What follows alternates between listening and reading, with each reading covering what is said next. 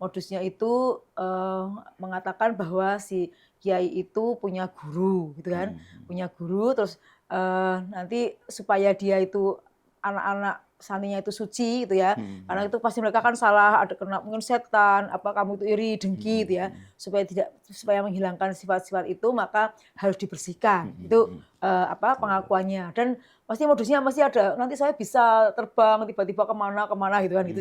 Jadi itu yang dia selalu katakan, sehingga anak-anak santrinya itu kan pada takut, gitu kan, akhirnya dia mau. Jadi modusnya seperti itu. Itu istilahnya tuh menemani tidur. Pertama disuruh mijit dulu, itu hampir sama di beberapa tempat seperti itu.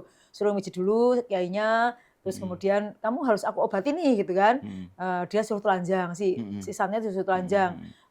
Yang kemarin sih nggak sampai dibuka celananya, tapi terbuka seluruhnya, gitu kan. Terus saya sempat tanya apa yang dilakukan, gitu kan, ya diraba-raba, kemudian disuruh mengulum, mohon maaf ya, ini saya harus ngomong terus terang supaya masyarakat itu tahu. Ya, jadi ini bukan hal yang saru dan tabu, tapi ini supaya masyarakat tahu. Kadang-kadang kalau disamarkan itu malah apa, gitu kan. Ini saya terus terang aja. Jadi diminta mengulum buah zakarnya sampai keluar maninya, terus disuruh minum. Nah, ini beberapa kasus nggak hanya di Pati, Mas, tapi itu di beberapa kasus seperti itu, gitu. Terjadi, gitu. Jadi itu yang kita pernah tangani seperti itu. Tapi sebenarnya nggak hanya kekerasan seksual loh, Mas, yang dilakukan. Saya tanya ternyata juga kekerasan fisik. Fisik juga. Karena si korban ini pernah ditendang di kepalanya. Jadi dipukul. Yang melapor ini juga. Iya, tapi dia waktu itu melapornya hanya seksualnya aja. Dia nggak melakukan fisiknya. Makanya saya tanya, selain kamu itu kamu pernah nggak dipukul atau dicubit apa? Ternyata pernah. Jadi nggak hanya dengan tangan tapi juga dengan kaki. Jadi misalnya kalau dia dipukul dengan tangan, dia melindungi dirinya gitu, jongkok gitu ya, terus ditendang pakai kaki gitu. Itu sebagai kepalanya. Hukuman gitu. Iya, tidak mau menuruti kemauan pelaku gitu. Gitu. Itu jadi pakai tendangan juga. Terus itu jadi kekerasan fisik juga terjadi. Itu juga membuat trauma dia juga gitu. Katanya di WhatsApp malam-malam. Suruh datang, suruh mijit. Betul. Ini kan iya. kalau Bu Emma nonton seriesnya Epstein di Netflix kan hampir seperti itu kan. Hampir sama modusnya kan. Ini bahkan istrinya tahu. Jadi waktu yang korban itu terakhir, atau korban yang pernah terjadi itu, istrinya tuh tahu mergoki. Tapi ya nggak ngamuk, maksudnya nggak ngapa-ngapain. Istrinya pelaku. Iya. Nah, kalau saya kan udah ngamuk kan gitu ya. Di Tahu. Di sebelah bilik kamar istri. Jadi dia waktu itu memanggil suaminya gitu kan, kamar itu tahu si oknum itu telanjang bulat, ada di sebelahnya ada anak perempuan. Tapi ya nggak ngapa-ngapain.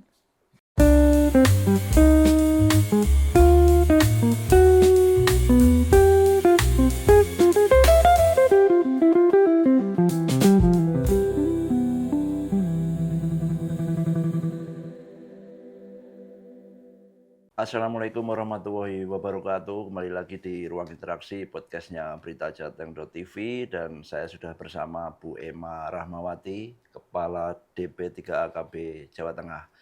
Pagi Bu. Pagi ini Bu, makasih sudah datang. Pagi apa, Berita Jateng ya? Berita Jateng. Berita Jateng TV. Oke. Dinas Pemberdayaan Perempuan, Perlindungan Anak, dan Keluarga Pengendalian Penduduk dan Keluarga Bencana Bu ya. Bu, langsung aja nih Bu. Saya ingin bahas kasus yang sedang ramai Bu, bahkan jadi isu nasional ya. Dugaan pelecehan seksual, kekerasan seksual yang dilakukan oknum kiai di Pati, Kiai Asyari di Desa Rogosari, Kecamatan Rogomungu, Kabupaten Pati. Korbannya katanya 50 santriwati, baru satu yang melapor secara resmi. Nah, kemudian sudah terjadi bertahun-tahun kan, DP3AKB Jawa Tengah yang mendampingi langsung korban. Ini update kasusnya seperti apa Bu? Ya, jadi begini, ini modus ini hampir terjadi di beberapa boarding school, terutama pesantren ya yang saya sering menangani itu, hampir sama rata-rata. Jadi modusnya itu mengatakan bahwa si kiai itu punya guru, gitu kan, punya guru, terus nanti supaya dia itu anak-anak santrinya itu suci gitu ya. Karena itu pasti mereka kan salah, ada kena mungkin setan, apa kamu itu iri, dengki gitu ya. Supaya menghilangkan sifat-sifat itu maka harus dibersihkan. Itu pengakuannya. Dan pasti modusnya masih ada, nanti saya bisa terbang tiba-tiba kemana gitu kan gitu. Jadi itu yang dia selalu katakan, sehingga anak-anak santrinya itu kan pada takut gitu kan, akhirnya dia mau. Jadi modusnya seperti itu. Nah, ini yang beberapa yang juga saya tangani hampir sama, sepertinya nggak hanya di Pati gitu ya. Itu istilahnya tuh menemani tidur. Pertama disuruh mijit dulu, mijit. Itu hampir sama di beberapa tempat seperti itu. Suruh mijit dulu kiainya, terus kemudian kamu harus aku obati nih gitu kan. Dia suruh telanjang, si sannya disuruh telanjang. Yang kemarin sih nggak sampai dibuka celananya, tapi terbuka seluruhnya gitu kan. Terus saya sempat tanya apa yang dilakukan itu kan, ya diraba-raba, kemudian disuruh mengulum, mohon maaf ya ini saya harus ngomong terus terang supaya masyarakat tuh tahu. Ya, jadi ini bukan hal yang saru dan tabu, tapi ini supaya masyarakat tahu. Kadang-kadang kalau disamarkan itu malah apa gitu kan. Ini saya terus terang aja. Jadi diminta mengulum buah zakarnya sampai keluar maninya, terus disuruh minum. Nah, ini beberapa kasus nggak hanya di Pati Mas, tapi itu di beberapa kasus seperti itu gitu. Terjadi gitu. Jadi itu yang kita pernah tangani seperti itu. Jadi saya ingin mengedukasi pada masyarakat itu ya, bahwa ini terjadi itu. Nah, itu berulang kali sampai kemudian si anak yang mengaku ini dari kelas dia 8 SMP kan kelas 8 kelas 2 ya, kelas 2 SMP dia naik kelas 3. Nah, dari mulai kelas 3 SMP sampai dia lulus SMA atau MAN itu dia mengalami pelakuan itu. Jadi beberapa kali gitu ya. Nah, dia nggak berani mengaku, Mas. Nggak berani ngomong, itu baru ketika lulus dia baru ngomong ke ayahnya. Setelah keluar dari ayahnya juga menyayangkan kan begitu. Jadi itu yang terjadi. Kemudian ayahnya kebetulan nih, ayahnya juga seorang tokoh lah masyarakat di situ, terus dia mendorong anaknya untuk melapor. Nah, kemudian dia melaporlah kepada polisi di September atau November bulan 2024. Nah, kemudian 2 tahun lalu ya. Iya, itu kemudian kok kayaknya belum ada perkembangan gitu ya. Terus kemudian di Februari dia melakukan lagi gitu kan. Nah, waktu itu mohon maaf pengacaranya mungkin nggak tahu bagaimana, terus akhirnya dia ganti pengacara. Nah, baru kali ini pengacaranya kemudian yang agak kenceng agak kenceng gitu. Gitu. Bu, satu korban yang sudah resmi melapor ini, kan katanya mendapat perlakuan itu sejak umur 15 tahun dan sekarang udah 21 tahun ya. Kondisinya gimana korbannya? Kan terjadi bertahun-tahun. Iya, kalau saya tanyakan kemarin, saya tanya, Mbak, kamu apa yang kamu rasakan sekarang? Misalnya kamu masih suka mengingat nggak? Masih. Terus kalau kamu mengingat itu apa yang kamu rasakan? Saya nangis. Jadi sebenarnya masih ada trauma loh, Mas. Anak kecil ya masih ada trauma. Jadi saya tanya, kamu sampai dipenetrasi nggak? Saya bilang, enggak. Dia nggak sampai penetrasi, tapi dia nggak tahu kalau yang lainnya. Terus saya tanya, kamu tahu nggak selain teman-temanmu itu ada nggak? Kalau saya melihat sih ada, Bu. Memang sempat pernah ada temannya yang melapor. Ada yang sampai penetrasi maksudnya? Enggak melapor gitu ya. Okay. Tapi kayaknya dia mencabut. Tapi sebenarnya kalau kekerasan seksual ini kan bukan delik aduan ya, bukan kayak KDRT kan. Ini delik umum, sehingga kalau sudah melapor apapun udah nggak bisa dicabut lagi kan gitu kan. Itu sebagai bukti awal untuk melakukan pendalaman terhadap kasus itu. Ini yang terjadi, jadi masih ada trauma. Jadi masih didampingi karena dia baru tahu ada UPTD gitu ya di Kabupaten Pati. Kemudian dia datang ke sana, ayah sekarang didampingi oleh psikolog gitu kan. Saya juga udah minta kemarin kalau segera masih lihat ada traumanya, saya minta segera memungkinkan untuk polisi bisa melakukan visum et psikiatrikum. Karena itu kan sangat bukti kuat ya untuk menjerat pelaku gitu. Artinya traumanya seperti apa? Jika teringat kejadian masih sering menangis, depresi, ya ketakutan ya, masih dia masa jijik gitu itu masih ada. Takut bertemu lawan jenis. Misalnya. Alhamdulillah sih dia enggak gitu. Ya, alhamdulillah mudah-mudahan nanti sebentar lagi menikah gitu kan.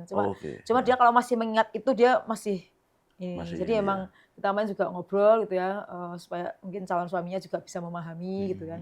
Gitu. Oke. Bu, kabarnya ada, ini untuk klarifikasi saja, ada korban yang sampai hamil kan ya.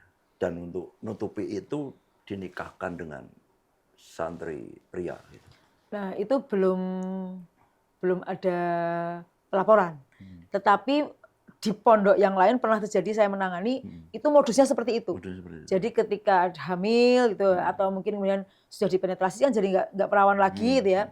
Itu santrinya yang suruh menikahi gitu. Itu saya menangani beberapa kali itu seperti itu. Jadi modusnya seperti santri itu. ini suruh Ya suruh bertanggung jawab, ya. iya gitu. Gitu ya. Itu sebenarnya waktu itu ada orang yang yang mencoba gitu ya. Karena si anak ini kan cerita, ini si A, si B, si C itu mengalami hal yang sama. Nah, si orang ini kemudian mencoba melakukan pendekatan pada 8 orang, didampingi oleh salah satu orang guru di MAN itu kan gitu, di Madrasah Aliyah itu.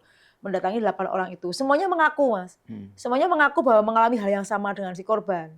Tapi kemudian sekarang mengelak begitu mau dipanggil polisi. Berubah keterangannya. Nah, berubah keterangannya karena dia kemudian mungkin masih ada pesantren itu gitu. Jadi dia nggak berani gitu ya. Apapun posisinya dia masih ada di pesantren itu, jadi dia nggak berani. Sehingga dia mengatakan, oh enggak, itu fitnahnya aja. Nah, sekarang yang menjadi trauma lagi bagi korban karena dia dianggap memfitnah pesantren. Itu.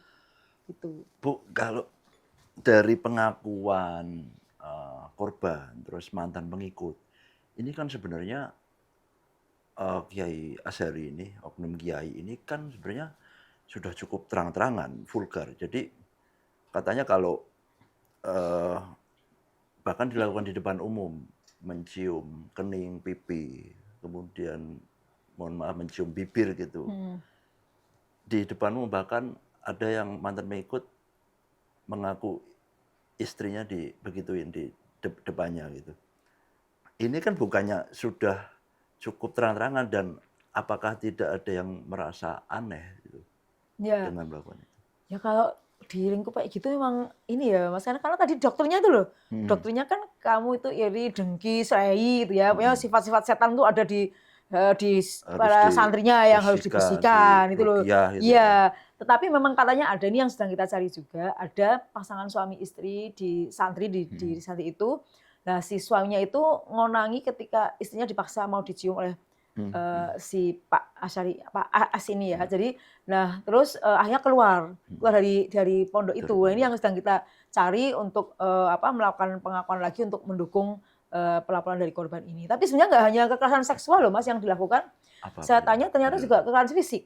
Fisik juga. Karena si korban ini pernah ditendang di kepalanya. Jadi dipukul. Yang melapor ini juga? Iya, tapi dia waktu itu melapornya hanya seksualnya aja, dia nggak melakukan fisiknya. Makanya saya tanya, selain kamu itu kamu pernah nggak dipukul atau dicubit apa? Ternyata pernah, jadi nggak hanya dengan tangan tapi juga dengan kaki. Jadi misalnya kalau dia dipukul dengan tangan, dia melindungi dirinya gitu, jongkok gitu ya, terus ditendang pakai kaki gitu. Itu sebagai kepalanya. Hukuman gitu? Iya, tidak mau menuruti kemauan pelaku gitu ya?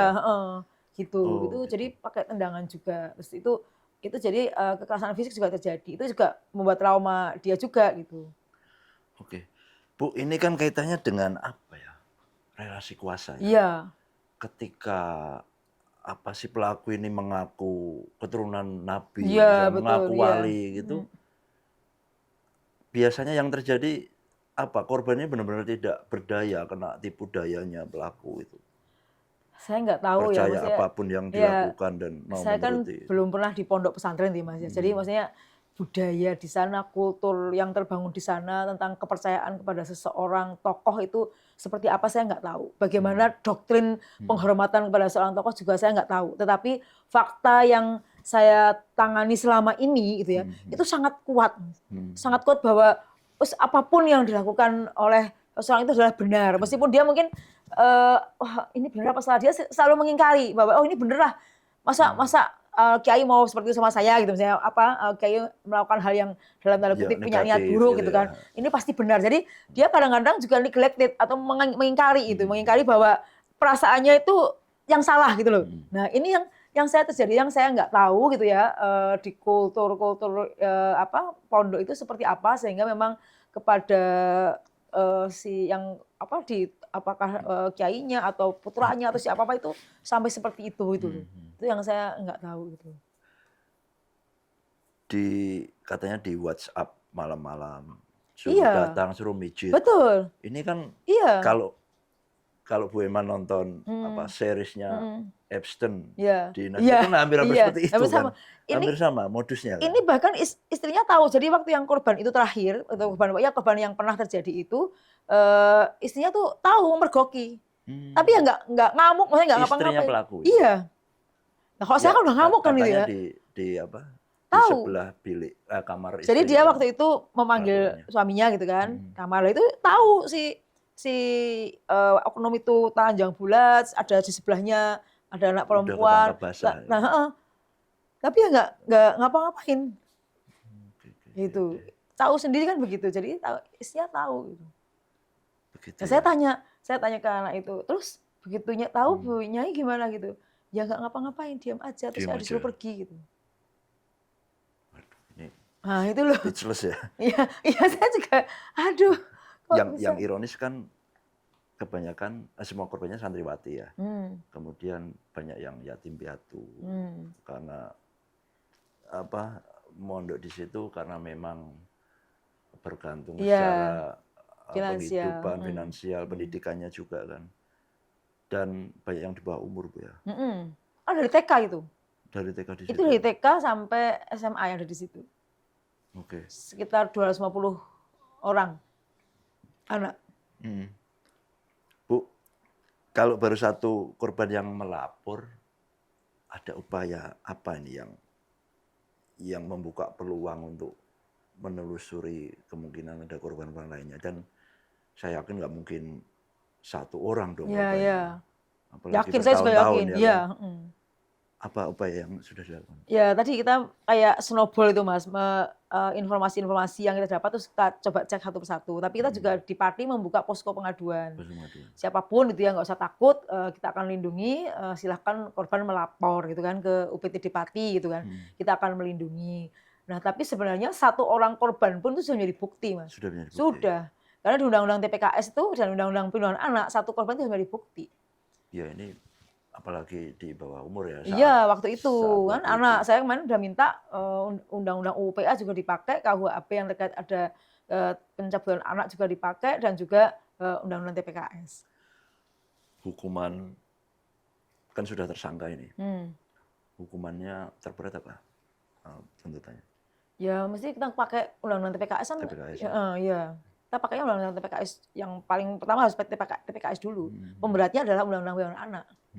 Itu karena dia waktu itu masih anak. Dan kalau nggak salah ada kan 3 kali kalau misalnya kan kalau corporate gitu misalnya kan mendiamkan aja ini ya. Kan itu bisa 3 kali kan harusnya loh ya kalau kita konsisten menggunakan undang-undang itu gitu. Untuk korban yang sudah berani melapor ini gimana menjaga apa ya keamanannya lalu memulihkan mentalnya lah kan pasti trauma ya sudah bertahun-tahun kemudian masa depannya juga seperti apa Bu?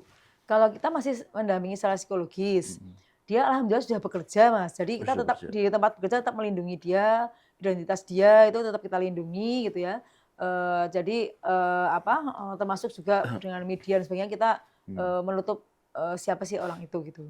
Oh gitu.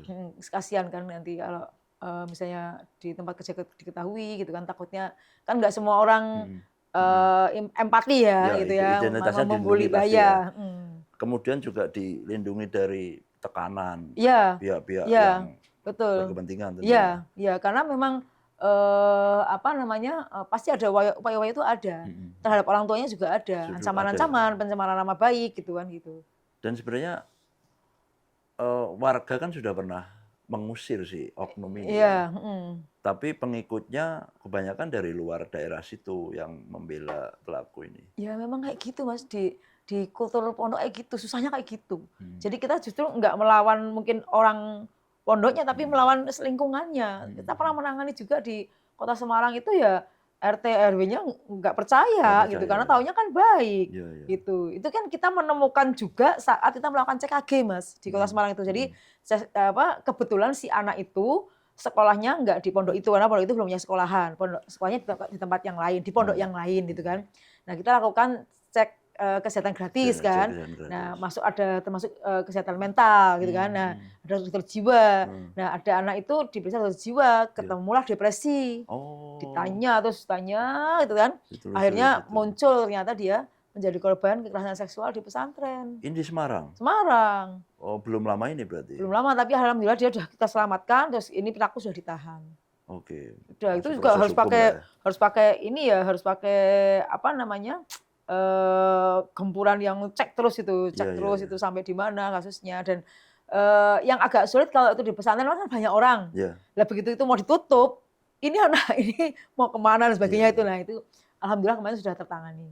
Nah, itu juga Bu, apa ini polisi Kemenak sudah turun dan eh, mau ditutup secara permanen katanya. Hmm. Kemudian santri-santrinya direlokasi ini. Hmm. Nah, yang nggak kalah penting kan gimana menjaga kelangsungan pendidikan santri-santri ini. Skema relokasinya seperti apa? Nah, kemarin kan rekomendasinya Kemenak kan ada 3 ya. Ya. Yang pertama bahwa pesantren itu tidak boleh menerima lagi siswa. Pendaftaran Yang santri baru. kedua apa saya lupa, yang ketiga penutupan permanen kan begitu. Nah, terus kemarin sudah dilakukan Kemenaknya Pati sudah melakukan identifikasi, ini anak RA, SD, SMP, SMA itu sudah diidentifikasi, yang sudah ujian mereka langsung dipulangkan.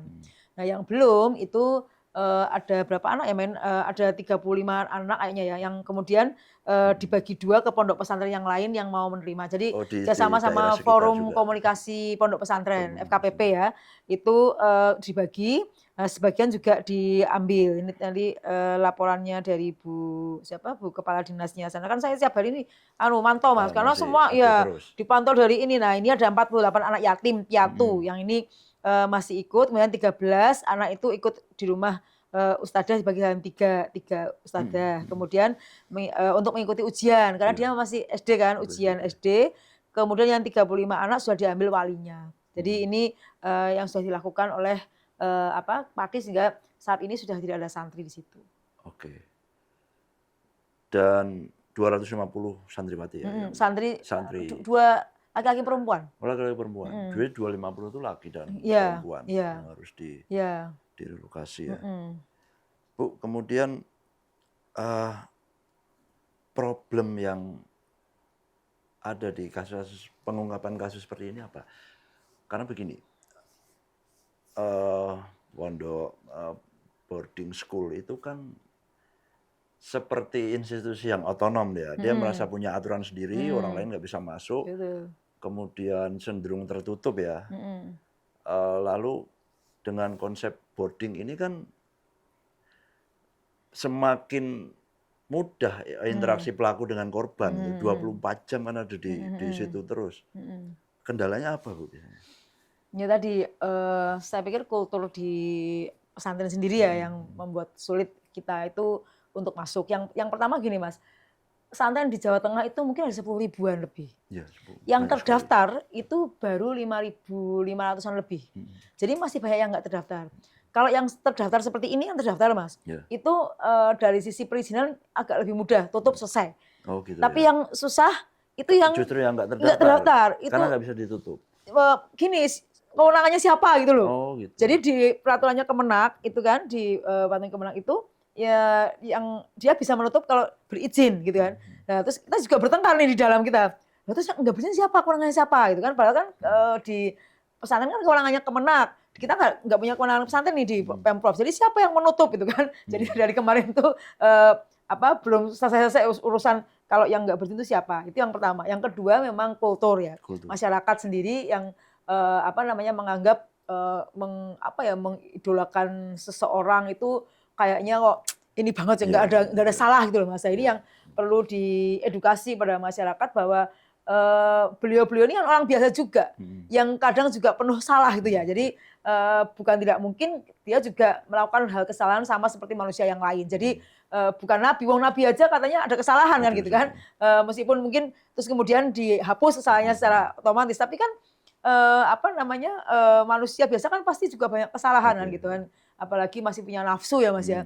Nah itu jadi masyarakat harus sadar itu gitu, meskipun kulturnya sangat kuat tapi tetap harus dibangun. Yang ketiga ya harus di lingkungan pesantren sendiri harus ada edukasi ya kepada lingkungan pesantren loh, bukan pada masyarakatnya, apalagi pada pesantrennya sendiri ya. Ini kan kami di Jawa Tengah bersama dengan Kemenak membentuk Satgas P2KB, Satgas untuk pencegahan dan penanganan kekerasan berbasis pesantren.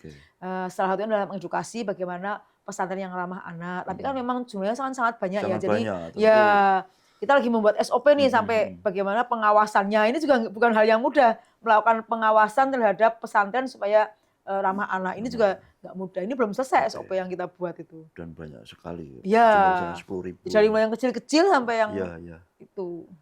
Oke. Tentu tanpa mengeneralisir semuanya ya. Tidak seperti Enggak. itu kan. Oke.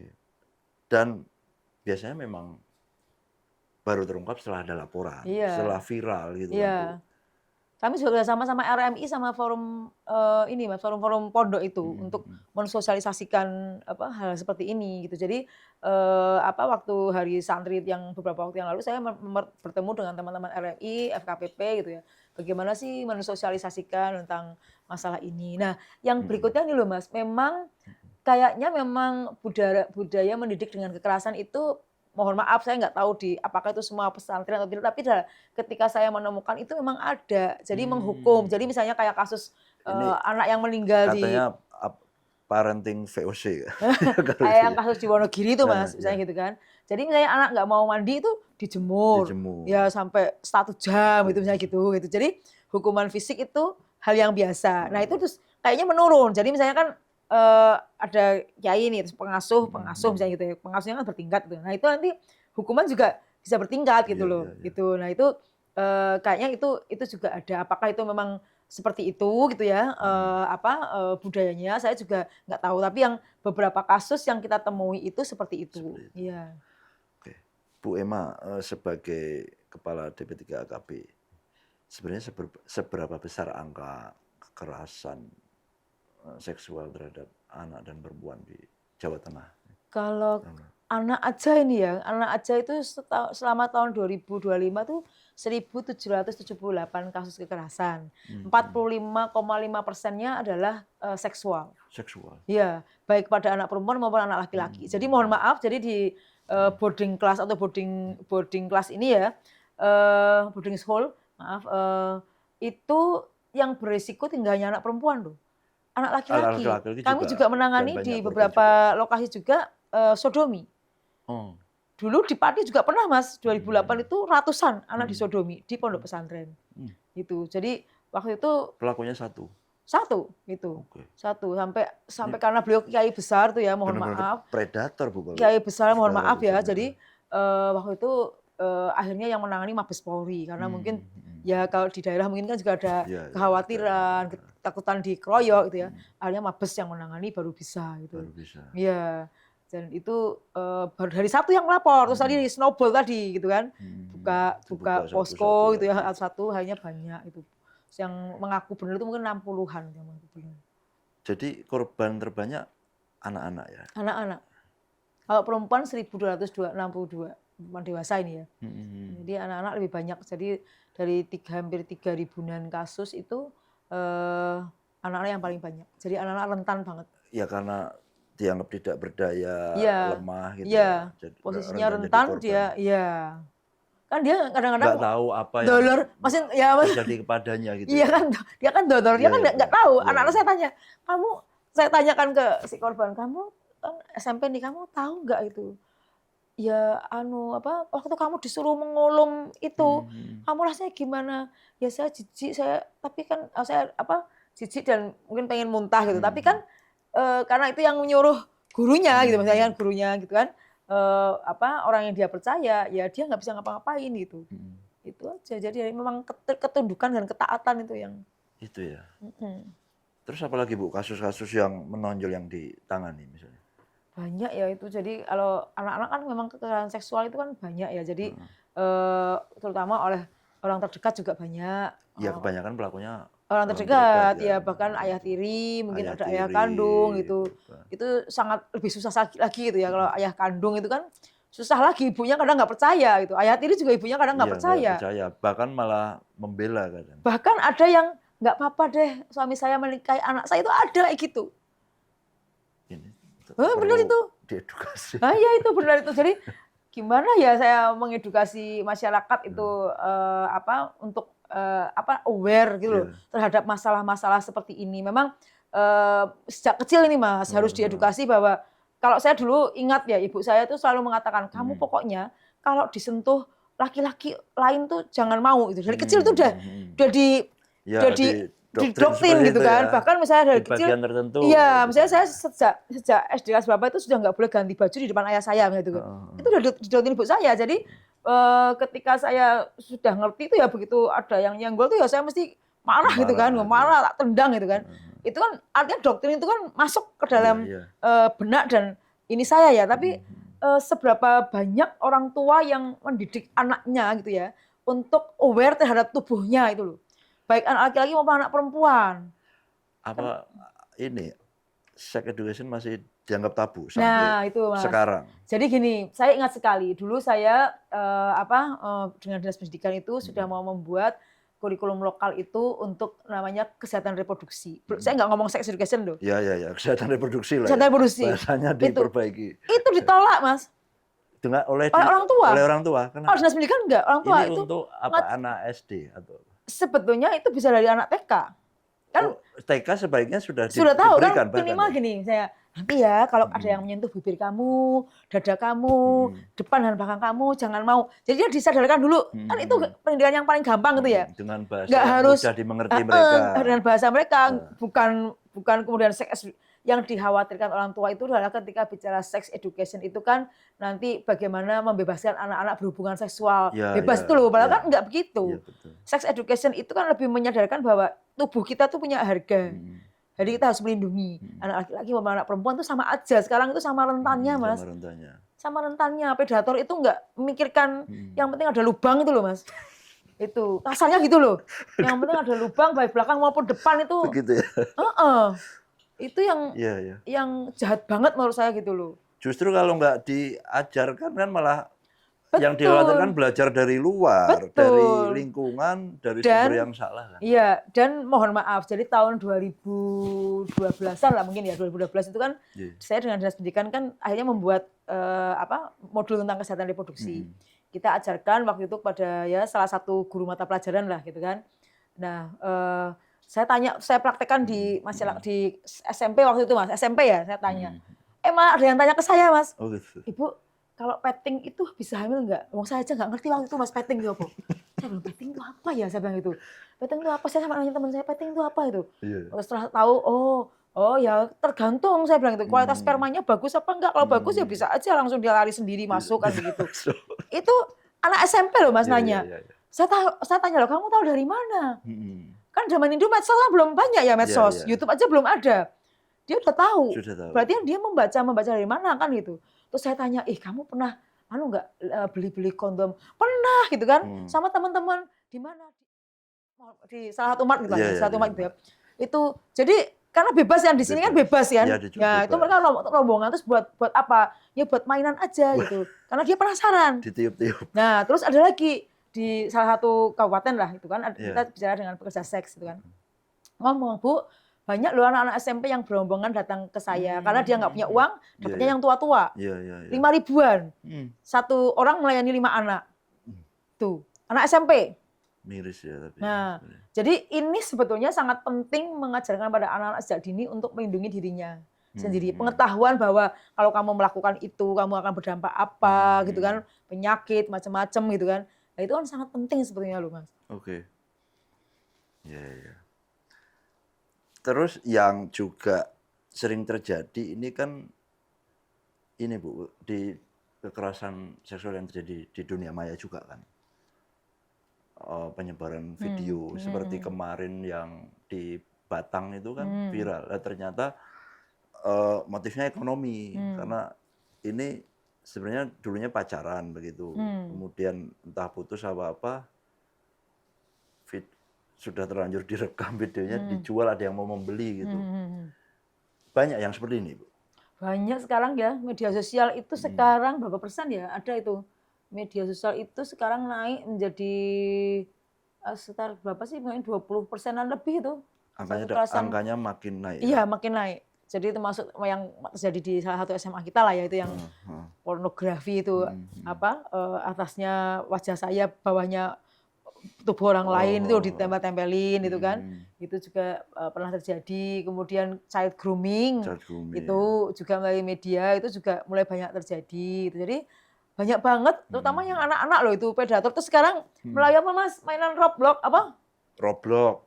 Itu Iya, kan juga Roblox ada itu kan. heeh. Itu bahkan Mas saya pernah tahu loh Mas. Diedit pakai AI. Nah, ya itu. Saya pernah tahu anak saya main game. Lah kok iklannya orang berhubungan Iya. suami istri kan itu Oh, loh. gitu ya? Masa Dek, itu apa gitu kan? Heeh. Terus Biasanya dia iklannya judol, Bu. enggak yang Ini itu ada aja juga ya seperti itu ya? oh udah biasa mah tuh. Akhirnya saya buat aturan kalau main game di ruang keluarga Oh. biar saya bisa melihat gitu kan. Iya, Ternyata iya, iya, ada iya, seperti iya. itu. Wah, ya Saya juga juga ya. kaget lah iya itu. Jadi melalui game-game itu kan adalah. Nah sekarang yang Roblox lagi itu masuk radikalisme, ekstremisme. Radikalisme. Jadi kita juga menghadapi anak-anak yang menjadi korban terpapar itu. Itu sudah bisa membuat bom anak SMP itu kita terjadi itu. Nah itu karena karena di game itu kan ada. Diajarkan di situ. Nah itu kan saya juga nggak kayak orang tua kan kadang-kadang mungkin nggak tahu ya Mas. Ternyata kita bisa chat-chatan di Shopee itu kan. Bayangkan perselingkuhan melalui Shopee, saya kan bingung Mas. Iya. Kok ngendi ya Shopee? Tapi setelah ada kasus itu banyak yang belajar. Iya, saya nyari ngendi ya. Kan itu kan bayangin lah anak-anak sekarang kan gampang ya mengakses itu, yang tua ketinggalan kan gitulah. Jadi kita harus melek juga terhadap teknologi gitu kan. Bagaimana supaya kita bisa mengedukasi anak-anak itu. Yang juga ramai fenomena revenge porn ya. Apa itu? Ini yang apa ya? Katanya pacaran terus kemudian diputus nggak mau, videonya disebarkan kan banyak. Oh iya ya itu dari dulu itu banyak itu. Banyak kita pernah menangani di beberapa SMA favorit kita di sini juga pernah terjadi seperti itu, anaknya pejabat bahkan itu yang menjadi korban itu pernah terjadi itu. Nah itu juga sekolah juga harus mengedukasi ya. Maksudnya Bapak Ibu guru jangan tabu ngomongin hal seperti itu, emang kondisinya emang seperti ini, darurat kekerasan seksual gitu ya. Itu jadi bukan hal yang tabu lah kita ngomongin hal seperti itu gitu. Oke. Bu, kalau katanya angka perceraian semakin tinggi dan kebanyakan yang menggugat adalah perempuan. Faktornya itu yang dominan karena apa? Ekonomi. Bukan kekerasan ya? Bukan, kebanyakan ekonomi. Kebanyakan pertama itu ekonomi dulu. Jadi ya biasalah misalnya, ya ini bukan hal yang biasa, maksud saya gini, kasusnya misalnya menikah, ditinggal bekerja di mana gitu kan, terus nggak ngirim-ngirim gitu kan, terus yang terus, bekerja ini yang misalnya suaminya atau istrinya balik-balik lah, bisa bolak-balik jadi bekerja, TKW misalnya dia kayaknya mengirim tapi kemudian uangnya entah kemana.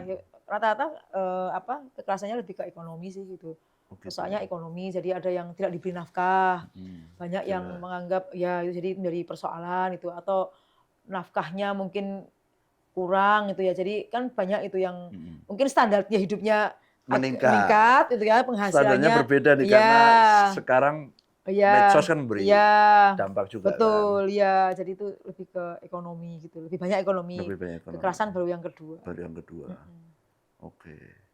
Bu Emma, pesan-pesan mungkin Bu agar kasus-kasus seperti ini tidak terulang, Bu. Ya, yang pertama kepada para orang tua ya, para orang tua saya mohon untuk sejak dini mengedukasi kepada anak-anaknya dari mulai balita nih untuk mengenali tubuhnya, kemudian bagaimana melindungi diri sendiri dari orang lain, kemudian bagaimana mengajarkan untuk menolak, mengatakan tidak. Nah itu penting banget Mas, mengatakan nggak mau gitu kan gitu.